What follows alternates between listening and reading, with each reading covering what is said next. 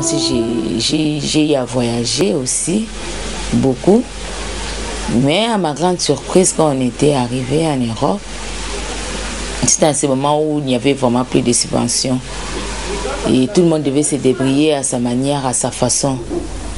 Et c'est comme ça que c'était vraiment terrible. Donc, il y avait des gens qui s'est prostitués. Je prends même l'exemple de cette sœur aînée-là. Vraiment, elle servait de vitrine pour tout homme qui venait. Moi, vraiment, je ne pouvais pas marcher dans cette voie-là. C'était vraiment pas très bien pour la sœur aînée, parce qu'elle a eu être contaminée par le VIH-Sida. Vraiment, c'est très pénible. Ma fille est morte, puisqu'elle n'a pas entendu ce que je lui avais parlé. Elle est allée pour étudier, elle a laissé, elle a commencé à faire des bêtises. Elle a commencé ici au Congo, service religieux. Quand il a terminé, là, il est parti à Italie pour aller continuer. Je pensais qu'elle est allée pour étudier, mais elle est allée faire d'autres choses. J'ai appris par leurs amis qu'il faisait d'autres vies, à gauche, à droite, c'est-à-dire qu'il est allé chercher les hommes. Mais moi, je me suis dit, une sœur, il ne peut pas faire des choses comme ça. Religieuse, il ne peut pas faire des choses comme ça. Après, quand il est venu ici, on lui a admis, elle est morte, on lui a enterré. Je n'ai pas eu le soutien de leurs collègues, l'endroit où il était malade, à Italie. Il peut y avoir des choses, nous connaissons dans l'histoire de l'Église, mais cela ne veut pas dire qu'on doit généraliser. Actuellement, on a parlé de la pédophilie, par exemple, en Europe, parmi lesquelles on a trouvé par-ci, par-là, le visage d'un prêtre, par exemple. Cela ne voudrait pas dire que tout le monde fait la même chose.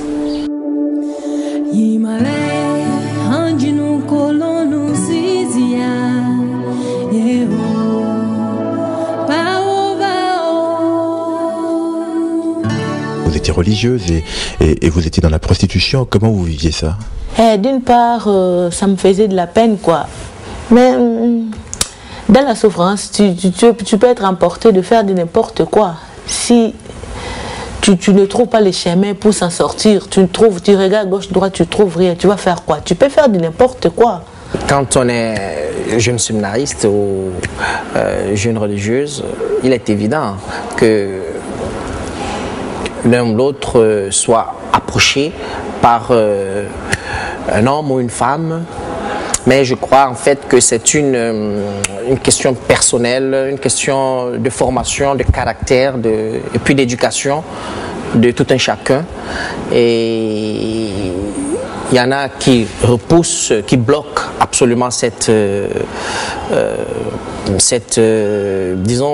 tentation, je l'appelle comme ça parce que c'en est une, puisque c'est deux idéaux différents. Dans la vie religieuse, il y a tant de choses encore. C'est encore en cachette, on ne peut pas faire sortir.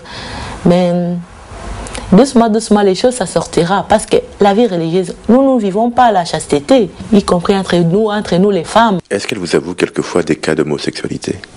Oui. Ça, oui. Nombreux ou pas? C'est difficile de faire des statistiques parce que là, on est dans des cas individuels. Ça, oui, il y en a qui nous en parlent, oui, bien sûr. Et elles vous disent à quoi c'est dû? Si c'était un penchant naturel ou c'est par la force des choses? C'est souvent par la force des choses. Par la force des choses, elles sont entre elles.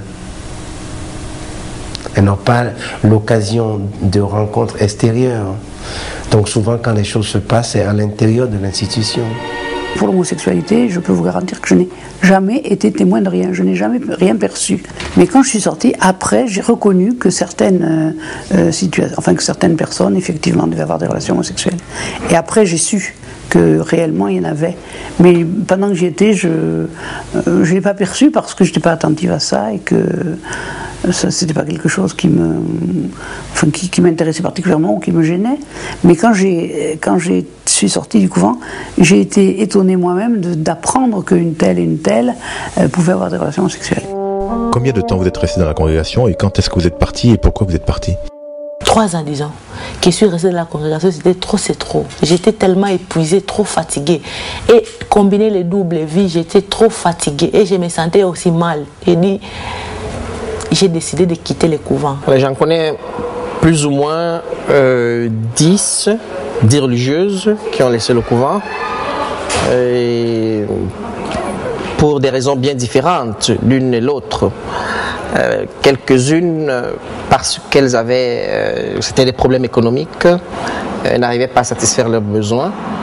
D'autres à cause effectivement des rapports interpersonnels au sein de la communauté et n'arrivant pas à gérer tous ces conflits, elles ont préféré se retirer. D'autres encore, peut-être parce qu'elles n'ont pas été satisfaites, elles n'ont pas été, leur attente n'était pas, disons, le jeu ne valait pas la chandelle, il fallait bien chercher ailleurs, faire autre chose. On est quand même très nombreux à avoir quitté le couvent, on est 6000 en France à avoir quitté les congrégations, il y a 4000 prêtres, donc on est quand même 10 000 à avoir quitté l'institution, ça fait du monde. Hein. Alors, un peut se tromper, 10 000 c'est quand même difficile, quoi. Et c'est ça qui est un peu effrayant, c'est que ça ne remette pas l'Église en question. Et alors, la chose qui est plus mal, quand une Africaine, tu quittes la vie religieuse comme ça, les sœurs t'arrachent les documents, t'arrachent le papier de séjour et tu es resté tu es devenu clandestine. C'est tout un problème. Tout un problème, disons. Et comment vous en sortez alors? Si tu n'as pas de papier, c'est difficile. C'est difficile, tu es obligé de recourir chez toujours un évêque qui pourra t'aider. Parce qu'en plus, l'évêque là ne peut pas t'aider sans gratuit. Il faut qu'il cherche quelque chose à manger, il faut lui donner ce qu'il te demandera. Le seul boulot qu'elles peuvent faire, c'est des ménages ou les services de propreté, pour la plupart. Parce que, on va te dire, mais qu'est-ce que tu vas nous apporter comme connaissances technologiques ou techniques? Et puis, bon, ça fait un déphasage au niveau de... Ils ne sont pas habitués à ceci. Il faut se refaire une vie. C'est pas facile. Et beaucoup en sortent un peu dépressés parce qu'il faut reconquérir. C'est comme un enfant qui apprend à peine à marcher. Je faisais des petites choses que la cuisinière, quoi. J'ai préparé dans un collège des enfants, et puis dans des petits jobs que je faisais quand tu attrapes quelque chose par des connaissances avec des centres pour le travail, j'ai mis des demandes et puis c'est comme ça. J'ai eu de la chance parce que comme j'avais une profession et que je l'exerçais, j'ai continué à l'exercer dans le milieu sans que les gens sachent qu'il y avait un changement fondamental chez moi. Ils n'ont pas su. J'étais éducatrice spécialisée et j'avais un beau salaire, mais il y en a beaucoup d'autres pour qui ça a été horrible. Je connais des sœurs qu'on a mis dehors et qui ont passé la nuit dehors avec 1 franc en poche, sans savoir où aller, avec leur costume religieux, sans savoir comment quitter leur costume et en chercher un autre. Affreux. Et j'en ai connu d'autres alors qui ont dû se prostituer pour retrouver du travail, pour pouvoir gagner leur vie. J'en connais 3 particulièrement qui se prostituaient du côté de Biarritz et qui, elles n'avaient pas d'autre solution. Elles n'ont pas trouvé d'autre solution. Et aujourd'hui, votre vie, c'est quoi? Donc aujourd'hui, moi, je me suis mariée. J'ai trouvé un beau mari, un Italien. Maintenant, j'ai recommencé la vie, la vie à zéro, quoi. C'est-à-dire, il faut s'adapter à vivre avec le mari et tout. Je n'ai Dieu que pour toi.